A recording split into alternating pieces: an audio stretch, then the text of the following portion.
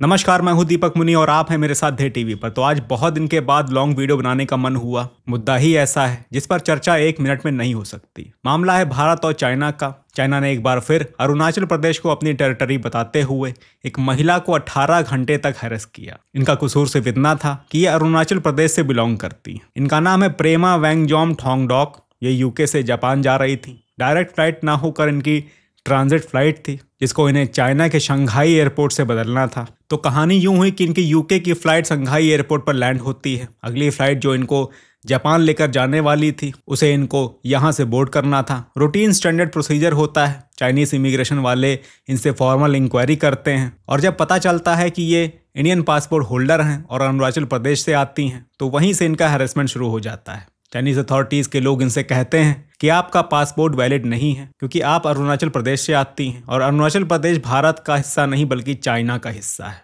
इसलिए आपको Chinese passport के लिए अप्लाई करना चाहिए। तो इस तरह से बिना खाना पानी के इनको वहाँ पर 18 घंटे इलीगली रोक कर रखा जाता है और लास्ट में जब इंडियन एम्बेसी के ऑफिशियल्स वहाँ पर आते हैं तब जाकर इनको राहत मिलती है। ये आप बीती खुद सोशल मीडिया पर पोस्ट करती हैं, जहाँ से इनको मीडिया का कवरेज मिलता है और बात सरकार तक पहुँचती है, जिसके बाद भारत सरकार की तरफ से इस पर आपत्ति जताई जाती है। बाद में इस पूरे प्रकरण पर चाइना की तरफ से चाइनीज स्पोक्स पर्सन का जवाब आता है कि चाइना ने अरुणाचल प्रदेश को कभी रिकॉग्नाइज नहीं किया। चाइना उसे जंगनान नाम से बुलाता है और भारत ने उसे इलीगली सेटअप कर रखा है।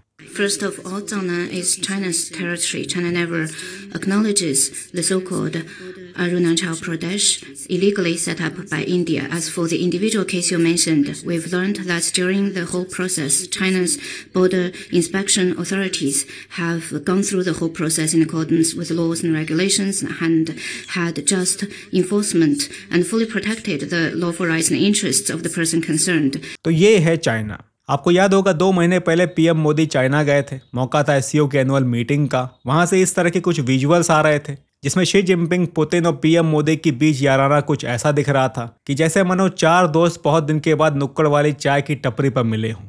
उस वक्त ऐसा लग रहा था कि एक न्यू वर्ल्ड ऑर्डर लिखा जा रहा है जिसमें वेस्ट का ना कोई रोल है और ना ही डोमिनेंस। पर कहते हैं ना कि in geopolitics one is forced to love those whom otherwise one would love to fight. यानी कि जियोपॉलिटिक्स में हम उनसे प्यार करने को मजबूर हो जाते हैं जिनसे मजबूरी ना हो तो हम लड़ना ही पसंद करेंगे। और जिस मजबूरी की हम बात कर रहे हैं वो मजबूरी इस वक्त इंटरनेशनल ऑर्डर में एक इंसान की वजह से डेवलप हो रही है जो कि इंट्रोडक्शन के मोहताज नहीं है। जी हाँ, सही पहचाना आपने। यहाँ हम बात कर रहे हैं क्लेम मास्टर डोनाल्ड ट्रंप की। ट्रंप अपनी पॉलिसीज के लिए न केवल इंटरनेशनली बल्कि अपने घर में भी अच्छे से लथेड़े जाते हैं। निक्की हेली जो इनकी अपनी खुद की रिपब्लिकन पार्टी से आती हैं और जॉन बोल्टन जैसे जियोपॉलिटिकल एक्सपर्ट्स, इन लोगों ने ना जाने कितनी बार ये बात कही है कि ट्रंप की पॉलिसीज की वजह से इंडिया यूएस के स्पेयर ऑफ इन्फ्लुएंस से दूर चाइना के क्लोज जा रहा है, जो कि इंडो पैसिफिक में यूएस के लॉन्ग टर्म इंटरेस्ट के लिए ठीक नहीं है। पर ट्रंप को इस सब से कोई फर्क नहीं पड़ता। ट्रंप की बला से ट्रंप लव्स टू डांस। देखिए, भारत और चाइना डोकलम क्राइसिस के बाद रीएंगेज जरूर होना चाहते थे, पर ट्रंप की पॉलिसीज ने इस प्रोसेस को फास्ट ट्रैक किया।